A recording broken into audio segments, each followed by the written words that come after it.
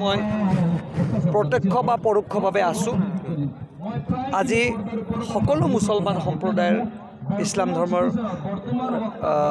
পৰিয়াললৈকে মোৰ এটা বিশেষ বাৰ্তা আছে যে এই গণকজাৰ বৰডাঙেৰীকুছিত বহু বছৰ উন্নয়ন হোৱা নাই। আপোনালোকে নিজে দেখিছে, এইবাৰ প্ৰায় 15 কোটি টকা ৰাস্তা ইয়াত দিছোঁ। আপোনালোকে দেখাই পাইছে, ইতিমধ্যে আমি অনুমোদন দিছোঁ।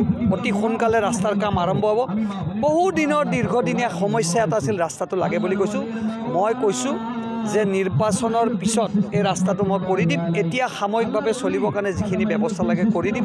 3টা অংগনবাদী ইয়াত চেণ্টাৰ দিলোঁ, 25 লাখকৈ 3টা 75 লাখ টকা, 5 লাখ টকাৰ বাউণ্ডৰী ৱাল ঈদগাহৰ কাৰণে দিছোঁ আৰু মাজাৰৰ কাৰণে কিবা এটা বিচাৰিছে। মই কথা দিলোঁ ৰাইজক যে 26ৰ মোৰ বিধানসভাৰ আগত এইখিনি উন্নয়ন হ'ব। এইটো মোৰ আপোনালোকৰ ওচৰত কমিটমেণ্ট থাকিল। নগাঁৱত পাৰ্টিলৈ আহিব বুলি কৈছে। মোৰ হাতত এনেকুৱা কোনো তথ্য নাই পদুতবোধলৈ বিজেপিলৈ অহা। এই গোটেই কথাখিনি মুখ্যমন্ত্ৰী ডাঙৰীয়াৰ তদাৰকত আছে। মুখ্যমন্ত্ৰীয়ে এইটোৰ ওপৰত বক্তব্য ৰাখিব। আজমলৰ যিটো জৰা ফুকা যে সেইটো ৰাজনীতিত এইটোতো এতিয়া আইন কৰিছে।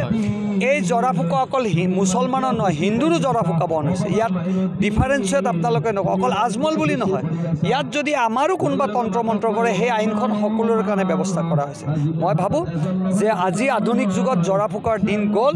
আধুনিক যুগত মেডিকেল আছে, আধুনিক যুগত আয়ুৰ্বেদিক আছে। এইবিলাক ট্ৰিটমেণ্ট কৰি মানুহে নিজৰ শৰীৰ সুস্বাস্থ্য কৰি ৰাখক।